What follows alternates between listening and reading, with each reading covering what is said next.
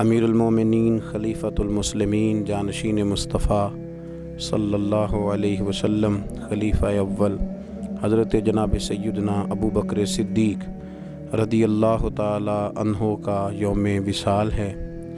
اسی ماہ مبارک کی 22 تاریخ کو آپ نے وصال فرمایا۔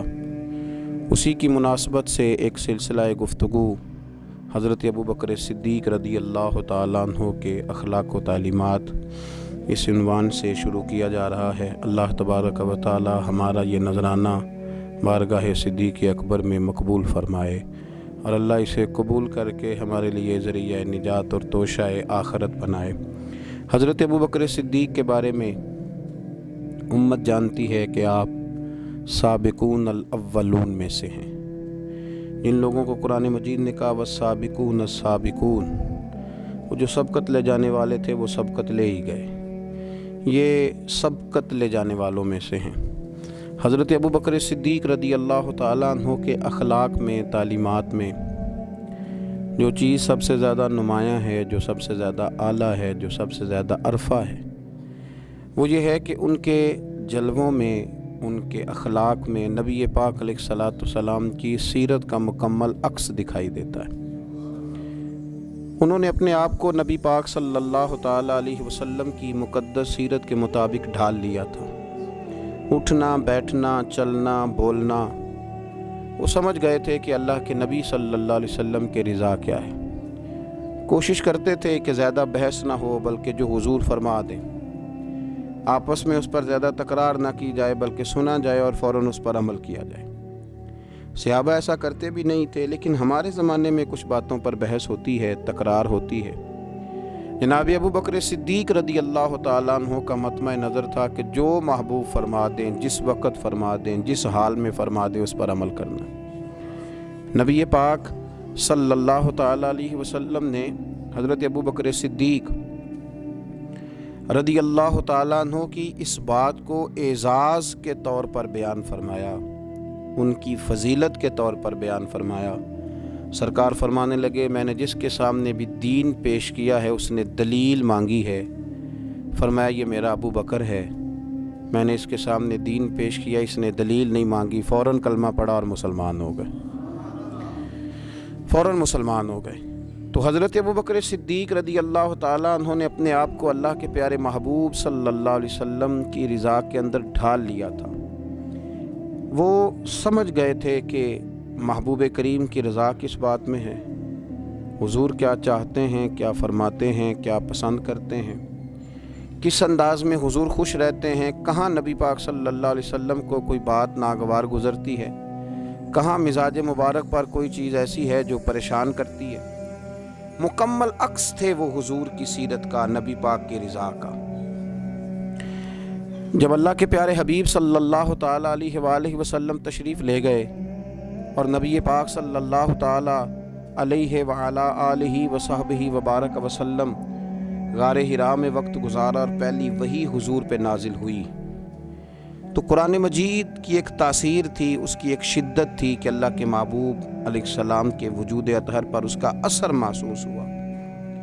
سرکار جب گھر آئے اور جناب خدیجۃ الکبریٰ رضی اللہ تعالی عنہا کو کہا کہ مجھے چادر اڑا دو، مجھے چادر اڑا دو، اور اپنی اس کیفیت کا اظہار فرمایا، تو حضرت خدیجۃ الکبریٰ رضی اللہ تعالی عنہا نے نبی پاک علیہ السلام کے 5 اوصاف گنوائے۔ یا رسول اللہ صلی اللہ علیہ وسلم، آپ کے اخلاق میں یہ 5 چیزیں پائی جاتی ہیں، اللہ کبھی بھی آپ کو رسوا نہیں کرے گا، اللہ تبارک و تعالیٰ آپ کو شان عطا کرے گا۔ 5 چیزیں گنوائیں حضرت خدیجۃ الکبریٰ نے۔ وہ 5 چیزیں کون سی تھیں؟ فرمایا مجھے اللہ کی قسم، اللہ آپ کو ہرگز بھی شرمندہ نہیں کرے گا۔ پہلی بات یہ ہے کہ آپ صلہ رحمی کرتے ہیں، رشتہ داروں سے اچھا سلوک کرتے ہیں۔ دوسرا فرمایا آپ کمزوروں کا بوجھ اٹھاتے ہیں، اور تیسرا فرمایا آپ ناداروں کی مدد کرتے ہیں، اور چوتھا فرمایا آپ بڑے مہمان نواز ہیں، اور 5واں فرمایا جب کوئی مصیبت میں ہوتا ہے تو محبوب آپ ان کے کام آتے ہیں۔ یہ 5 آپ کے اندر وہ اخلاق عالیہ ہیں جن کی بنیاد پر میں کہتی ہوں کہ اللہ آپ کو عزتیں ہی عطا فرمائے گا، بلندیاں ہی آپ کا نصیبہ ہوں گی۔ یہی ان باتوں سے میں نے دیکھا ہے۔ حضرت سیدنا خدیجۃ الکبریٰ رضی اللہ تعالی عنہا کا یہ قول بخاری شریف میں موجود ہے، اور اسی بخاری میں حضرت ابو بکر صدیق رضی اللہ تعالیٰ عنہ کے بارے میں ابن دغنہ نے ایک بات کہی تھی۔ جب آپ مکہ چھوڑ کے جانے لگے کافروں کی سختیوں سے پریشان ہو کر، تو ابن دغنہ نے آپ کو کھڑا کر لیا اور کہنے لگا ابو بکر آپ نہ جائیں۔ کیوں؟ کہنے لگا آپ جیسے شخص کو یہیں رہنا چاہیے۔ وجہ اس کی یہ ہے کہ آپ 5 باتیں وہ جو حضرت ختیجہ نے نبی پاک کے بارے میں گنوائیں تھیں، وہی 5 باتیں اسی بخاری میں اسی ترتیب سے موجود ہیں کہ ابن دغنہ کہنے لگے کہ آپ صلہ رحمی کرتے ہیں، آپ کمزوروں کا بوجھ اٹھاتے ہیں، ابو بکر صدیق آپ ناداروں کی مدد کرتے ہیں، آپ بڑے مہمان نواز ہیں، آپ مصیبت زدہ لوگوں کے کام آتے ہیں۔ وہ 5 باتیں جو حضور کی سیرت مبارکہ کا عکس کے طور پر حضرت ختیجہ نے بیان کی، وہی جلوے ابن دغنہ نے جناب ابو بکر صدیق کے بیان فرمائے۔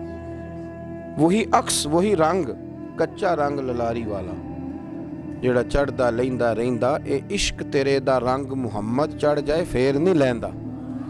تو وہی کیفیات، وہی عکس سیرت حضرت ابو بکر صدیق میں پایا جاتا تھا۔ صلح حدیبیہ کے موقع پر جب کافروں نے سخت اور صبر آزمائش شرطیں رکھی، حضرت عمر پریشان ہو گئے۔ کچھ ایسی باتیں تھیں جو عقل میں نہیں آتی تھیں، پریشان ہو گئے، جا کے عرض کی یا رسول اللہ صلی اللہ علیہ وسلم آپ بھی سچے ہیں، قرآن بھی سچا ہے، اسلام بھی سچا ہے۔ استفہامیہ انداز میں پوچھا تو یا رسول اللہ صلی اللہ تعالیٰ علیہ وآلہ وسلم یہ دشمن باطل پہ ہیں تو پھر ہم دب کے صلح کیوں کر رہے ہیں؟ تو نبی پاک صلی اللہ علیہ وسلم نے فرمایا میں اللہ کا رسول ہوں، میں اس کی نافرمانی نہیں کرتا، وہ میری مدد کرے گا۔ حضرت عمر رضی اللہ تعالیٰ عنہ فرماتے ہیں میں نے عرض کی یا رسول اللہ صلی اللہ علیہ وسلم آپ نے کہا نہیں تھا کہ ہم ان قریب عمرہ کریں گے، بیت اللہ کا طواف کریں گے؟ تو حضور علیہ الصلوۃ والسلام فرمانے لگے میں نے کہا تھا، یہ تو نہیں کہا تھا کہ اسی سال ہی کریں گے، انشاءاللہ کریں گے۔ حضرت عمر فاروق فرماتے ہیں کہ میری وہ طبیعت میں چونکہ جلال تھا، حضور نے بات کہہ دی، میں نے سن لی، پر میں مطمئن نہیں ہوا تھا۔ میری وہ چونکہ جذبہ جہاد سے میں سرشار تھا تو محبوب کے ادب کی وجہ سے میں خاموش ہو گیا، لیکن ابھی میری طبیعت اس طرح ٹھنڈی نہیں ہوئی تھی۔ اس طرح حضرت سیدنا ابراہیم علیہ السلام نے کہا یا اللہ مجھے دکھا تو پرندوں مردوں کو کیسے زندہ کرے گا؟ تو کہا یقین نہیں، کمالک یقین تو ہے پر اطمینان قلبی کے لیے۔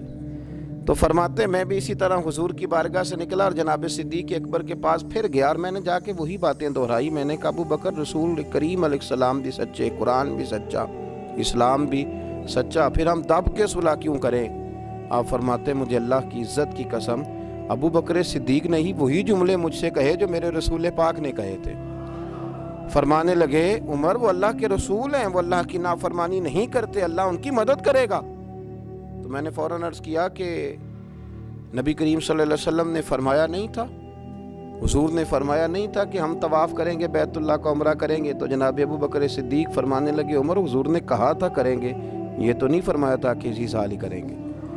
تو آپ فرماتے ہیں جب میری طبیعت مطمئن ہوئی، تھوڑی دیر کے بعد میں اپنے آپ کو میں نے ٹھنڈا پایا، تو میرے دل میں خیال آیا کہ عمر تو ابو بکر کے ایمان تک تو نہیں پہنچ سکتا، تو وہاں تک تو نہیں جا سکتا جو ان کا مزاج ہے، جو ان کی طبیعت ہے، اور جہاں تک وہ محبوب کی غلامی کرتے ہیں۔ دوستو عکس بنا لیا اپنے آپ کو، عکس اپنے آپ کو اس رضا میں ڈھال لیا جو نبی پاک کی رضا تھی، اپنے آپ کو وہاں لا کے کھڑا کر دیا جہاں کھڑا ہونا مدینے والے رسول پسند فرمایا کرتے تھے، اپنے آپ کو ان چیزوں کا عادی بنایا جو چیزیں میرے نبی کی چاہت تھیں۔ حضرت ابو بکر صدیق رضی اللہ تعالیٰ عنہ کا یہ مزاج بنا، اور باطن میں بھی اور ظاہر میں بھی۔ جب آپ حضور علیہ الصلوۃ والسلام کو مدینہ طیبہ لے کر کے آئے نا، تو شارحین کہتے ہیں کہ طریقہ یہ تھا حضرت ابو بکر صدیق کا کہ وہ چلتے بھی اسی طرح تھے جو نبی پاک کا طریقہ تھا، اور جب وہ بولتے تھے تو لگتا تھا کہ یہ پورا حضور سید عالم علیہ السلام کے جملوں کو کاپی کرتے ہیں، اور ان کا لباس پہننے کا طریقہ بھی وہی تھا، اور ان کا امامہ باندھنے کا طریقہ بھی وہی تھا۔ تو فرماتے ہیں دونوں مل کے بیٹھ گئے، اسی کو کہتے ہیں فنا فی الرسول ہو جانا، اپنے آپ کو محبوب کی ذات میں فنا کر دینا۔ فرماتے ہیں کہ حضرت ابو بکر صدیق حضور کے ساتھ آ کے بیٹھ گئے تو جن لوگوں نے پہلے محبوب کی زیارت نہیں نہ کی تھی، وہ جب ملنے کے لیے آتے نا تو کچھ تو حضور کی دست بوسی کرتے اور بیٹھ جاتے، حضرت ابو بکر صدیق سے ہاتھ نہ ملاتے، اور کچھ چونکہ جانتے نہیں تھے تو وہ آ کے حضرت ابو بکر صدیق کی دست بوسی کرتے اور وہ بیٹھ جاتے، محبوب کریم تک معاذ اللہ پہنچ ہی نہ پاتے، چونکہ جلوے اس طرح پڑتے تھے، اس طرح عکس نظر آتا تھا کہ کچھ لوگوں کو غلط فہمی ہونے لگی۔ وہ حضرت ابو بکر صدیق کو ہی معاذ اللہ اللہ کا رسول سمجھ کے دست بوسی کرتے اور بیٹھ جاتے۔ جناب صدیق اکبر چونکہ عکس تھے، چونکہ نمونہ تھے، چونکہ جلوے دکھائی دیتے تھے، تو لوگوں کو پریشانی ہوئی۔ حضرت ابو بکر صدیق رضی اللہ تعالیٰ عنہ نے چاہا کہ میں کچھ ایسا کروں جس سے پتہ چلے کہ میں غلام ہوں اور یہ میرے آقا تشریف فرمائے۔ آپ فوراً اٹھے، اپنی چادر اپنے کندھوں سے اتاری اور نبی پاک پہ یوں کر کے انہوں نے سایہ کر دیا۔ دھوپ زیادہ تھی، حضور پہ سایہ کر دیا تاکہ پتہ چلے کہ سایہ کرنے والا کوئی غلام ہے، اور جن پر سایہ کیا جا رہا ہے وہ آقا ہیں، سایہ کرنے والا غلام ہے۔ یہ رنگ اختیار کیا چونکہ وہ جلوہ تھا نا، وہ حسن تھا، وہ کیفیات تھی، وہ اس کا پورا مزہ تھا۔ یہاں بزرگوں نے ایک اور لطیف بات لکھی ہے، وہ کہتے ہیں میرے محبوب نا بدلے بڑے بڑے بڑھا کے دیتے ہیں، وفاؤں کا اجر بڑا شاندار دیتے ہیں۔ حضرت صدیق اکبر نے تھوڑی دیر کے لیے اللہ کے رسول پر چادر کا سایہ کیا تھا، محبوب کریم نے قیامت تک کے لیے ان کی قبر پہ اپنے گنبد کا سایہ کر دیا، قیامت تک سایہ کر دیا ہے ان کے گنبد پر۔ جو وہاں جائے گا وہ جناب محبوب کریم پہ سلام عرض کرے گا تو پھر بارگاہ صدیقی میں بھی سلام عرض کرے گا۔ میرے عزیزو، عکس بنا لینا اپنے آپ کو اور رسول اللہ صلی اللہ تعالیٰ علیہ وسلم کی غلامی کا پورا لبادہ اوڑھ لینا، ان کو سمجھ آ گئی تھی کہ حضور کی رضا کس چیز میں، وہ جان لیتے تھے، وہ سمجھ جاتے تھے، وہ ان چیزوں کو پرکھ لیتے تھے۔ جو لوگ دیر سے سمجھتے تھے وہ جلدی سمجھ جاتے تھے۔ حضور کے وصال مبارک کا وقت آیا تو نبی کریم صلی اللہ تعالیٰ علیہ وسلم نے نا صحابہ سے بات کی، نام نہیں لیا، ذرا سمجھنا۔ حضور فرمانے لگے اللہ نے اپنے ایک بندے کو اختیار دیا ہے، چاہے تو وہ دنیا میں رہے اور چاہے تو اپنے رب کریم کی بارگاہ میں حاضر ہو جائے۔ اللہ نے اپنے ایک بندے کو اختیار، اس بندے کا نام نہیں لیا، بس محبوب کی زبان سے جملے نکلے تو پیچھے بیٹھے تھے جناب صدیق اکبر رونے لگے، آنسو ٹپکنے لگے، داڑھی بھیگنے لگی۔ لوگوں نے پوچھا آپ کیوں رو رہے ہیں؟ حضور علیہ السلام نے تو فرمایا اللہ نے ایک بندے کو اختیار دیا۔ فرمایا تم نہیں سمجھے، میں تو سمجھ گیا ہوں نا، اللہ کے رسول اپنی بات کر رہے ہیں۔ اتنے شناسا تھے کہ حضور سید عالم علیہ السلام کی رضا کو فوراً پا لیتے تھے۔ دعا ہے عرش کا مالک ہمیں بھی ان کے عشق کی خیرات عطا فرمائے۔